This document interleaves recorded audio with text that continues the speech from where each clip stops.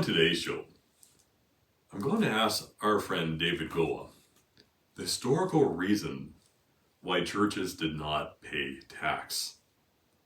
And what is really the goal of the church? I mean, very often in modern society, to me at least, I see a lot of churches, they have a concert, you go there to feel good, you might learn about the scriptures, but on the whole, does it really affect society on the whole, or does it really affect the community? Historically, the churches used to do more in society, and what's the reason why churches don't pay tax? Can you explain this to me, David Gould?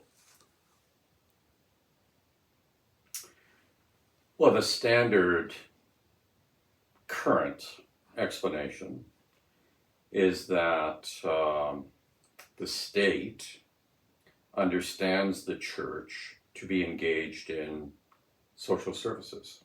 Okay.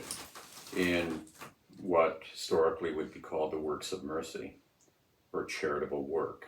Mm-hmm.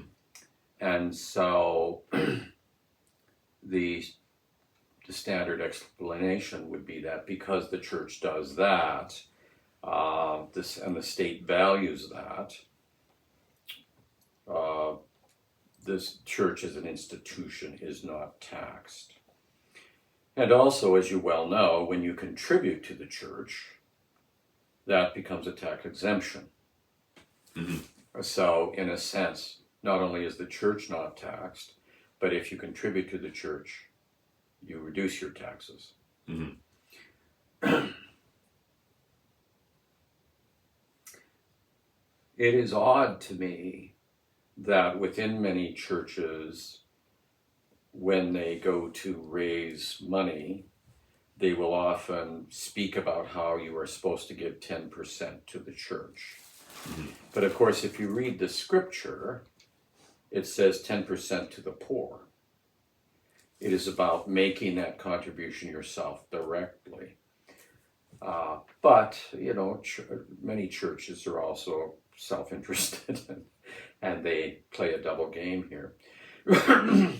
I also think it's only fair to say that because the church and the state were so deeply bound to each other, beginning with Constantine back in the 4th century, where Constantine, the emperor, decided that it was useful for the empire to recognize the church. He ended persecution, which was an enormously significant thing. But then he also saw that it would be useful for the church to become part of the empire. So the church became part of the imperial bureaucracy. And of course, government bureaucracies don't pay taxes. They use taxes. So that's, I think, historically another reason, is that churches were part of the state bureaucracy. And where you have state churches, that is, churches which are given a privileged position within the particular state, as we do in a number of countries, those churches are seen as whatever else they do, they're also instruments of the state. In Canada, we don't have state churches. Well, that's not quite true. The United Church of Canada exists under a parliamentary bill. It's the only one that does. In England, the Church of England is a state church. In Germany, you have 2 state churches, Catholics in the south, Lutherans in the north. In many of the Soviet countries, of course, the church was persecuted very heavily during the Bolshevik period. But following it, they have sought to get their privileges back, and mostly they've done that. But they've also become an instrument of the state in that process. So churches can become part of state bureaucracies. And then there's the danger, the terrible danger of the leadership of the church and the leadership of the state dancing together. And when they dance together, the emperor always leads. Agreed. So it's a convenience, and in I think in a number of cases it's reasonable, because there are churches which do substantial works of mercy in our society, and they do it in a way that's different than the social safety net. In modern societies, which have become very complex, many of those things that the church historically did are now done by the state. They're done through social services and various other bureaucracies of the state. But even there, you sometimes have religious organizations which are given a certain license to do some of that work. That can mean that the people that work for the religious institutions aren't unionized.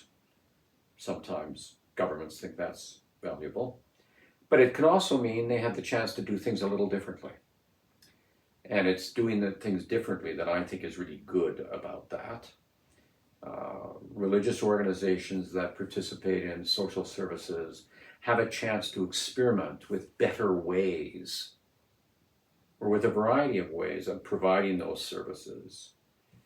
Whereas the state tends to move slowly, tends to be very bureaucratized, and tends to be very legalistic.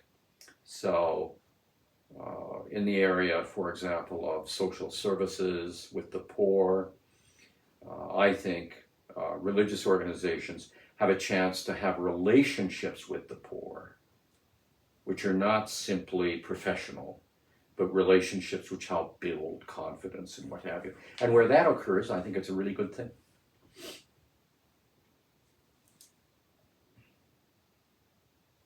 But in the ancient world,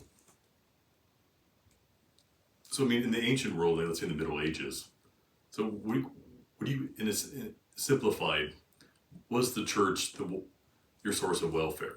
I mean, was that the main source, or would you go to the king or to the noble if you were poor? Or would the church actually look after the poor? Or would they collectively vote in the church, what are the needs of the community? Just how did it really work in the medieval world, this church? Well, the medieval world is a long and complex world, so there were a variety of things that have gone on in it. Yep. But your point, I take your point. Certainly the church and religious organizations within the Roman Catholic Church, various religious orders, Franciscans and what have you, many of those, I think it's fair to say they were the major social service agencies of the ancient world. And I think they were in many ways better than in our world. Really?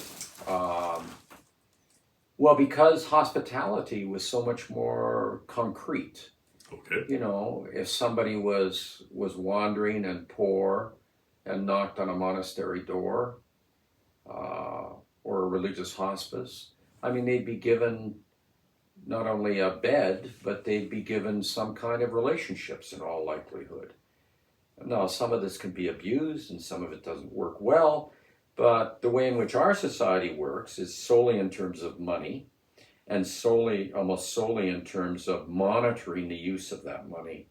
So it's very legalistic. And so we tend to have intergenerational poverty born out of our social service system. And I think our social service system is necessary, but I think it needs to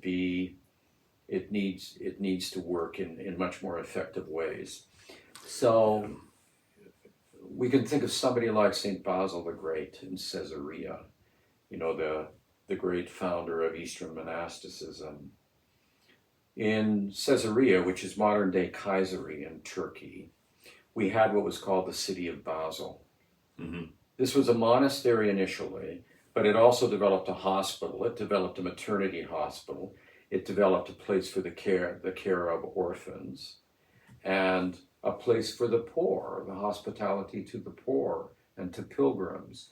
So it was a very large set of things, and involved, so the monastics would be involved in all of this sort of work. Some of them would have been doctors, some of them would have been, you know, people that had a special gift for teaching and for working with the poor. So in the pre-modern period, the church has been so central to social services. And in our part of the world, here in Western Canada, Roman Catholic religious orders really built the social service structure of Western Canada. I mean, all children that didn't have parents, much of the education, most of the hospitals, homes for unwed mothers, all of these agencies were run by orders of religious women in the Catholic Church until 1960.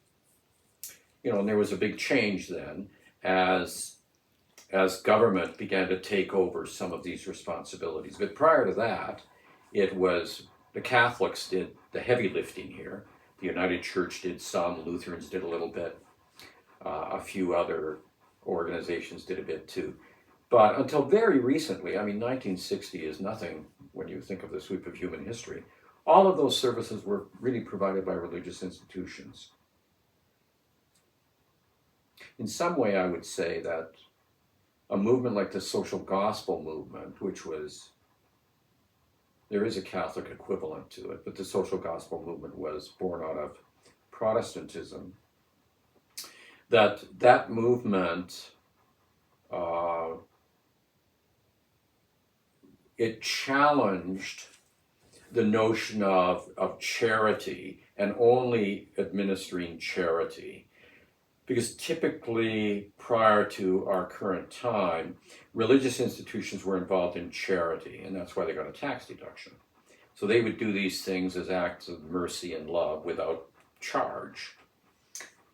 The social gospel movement said that charity was significant, but that justice was much better. And justice means making changes to the society so you don't have to have so many poor people, so more people can be taken into the general society and the general operation of the economy. And that movement, I think, really achieved an enormous amount in establishing our social welfare system as a public system, no longer as a religious system, but as a public system. And there are benefits to that. But there's also benefits, I think, of a serious nature to having religious institutions participate in this too. I think we should have a pluralistic system.